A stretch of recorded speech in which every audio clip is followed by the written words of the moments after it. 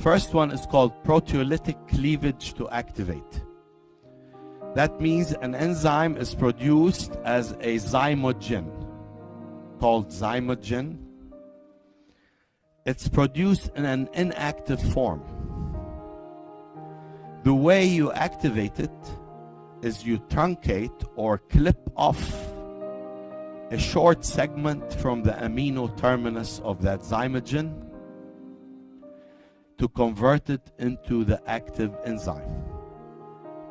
In fact, most of our proteases in the small intestine are released that way as zymogens. Inactive, once they hit the small intestine lumen, they're activated in situ and they are able to digest the dietary proteins. The next kind of enzyme regulation is called covalent modification. And that's also extremely, extremely important. Half of the enzymes we cover are subject to covalent modification. So I want you to understand the term. The reason it's called covalent modification, you are creating a new covalent bond to the enzyme. Typically, that covalent bond, the most common type is the addition of a phosphate. That phosphate typically comes from ATP, and you need an enzyme to add that. So you need a protein kinase. Okay, that's the class of enzymes I mentioned in the beginning of this chapter.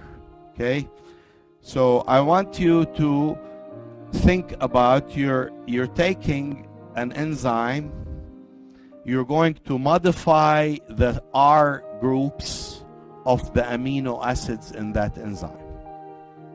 What are the R groups that can be modified? Let's say that you can add phosphate to. Okay, good, nice. Okay, good. So hydroxyl group, serine can become phosphoserine. Threonine can become threonine or tyrosine. The outcome of that typically can be either to activate an enzyme, or depending on the identity of the enzyme, it can inhibit certain enzymes. So covalent modification is an extremely important regulatory mechanism.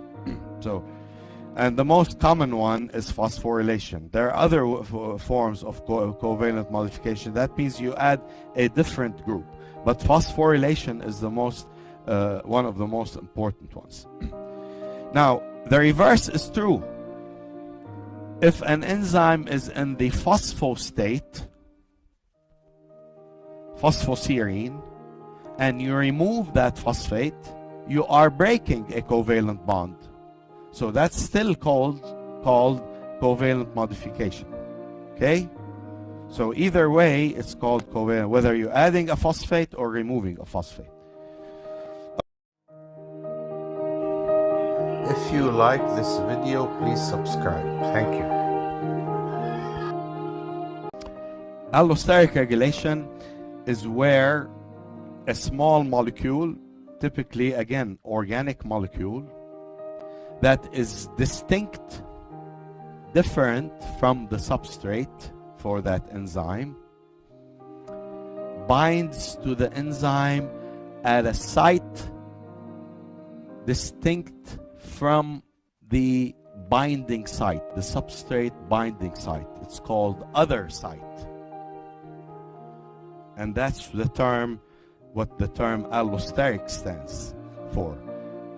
A small molecule binding to another site on the enzyme besides the enzyme active site, and changing the activity of that enzyme, either positively or negatively, activating or inhibiting.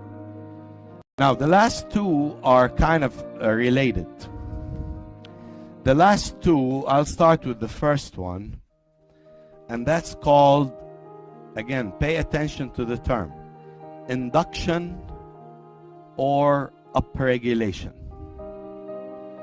By definition, what that means is you increase the number of enzyme molecules in the cell. How do you increase the number of enzyme molecules in the cell? By increasing the expression of the gene that encodes that enzyme. That's the only way, that's the only thing that induction and upregulation means.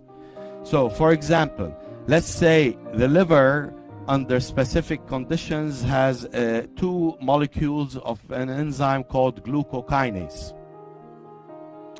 Under another condition, the liver upregulates the gene for glucokinase and makes 5 copies instead of 2 copies of that enzyme. So each cell will have 5 instead of 2. That's what you call upregulation or induction. When you do that, you're not necessarily activating the enzyme, but you're providing the cell with more enzyme. That means there's increase in overall enzyme activity. Okay? So this is very important. Now down here, this is called repression, which is the reverse. That means under certain circumstances, the cells may decide to downregulate the expression of a specific enzyme. We don't need that enzyme, so the cell doesn't produce that enzyme, okay, or reduces the amount of that enzyme. That's specifically called repression or downregulation. Okay? These last two I want you to pay attention to are the slowest of all enzyme regulatory mechanisms. The reason they are slower because obviously they involve multiple steps. You have gene expression. That means you have to transcribe the gene. Then the transcribed gene is going to be translated. The messenger RNA is going to be translated into protein. The protein is going to be synthesized in the ER and it's going to be modified. So all of those steps take more time. So these last two usually are the slowest, meaning they can take several hours, in some cases days. If you like this video, please subscribe. Thank you.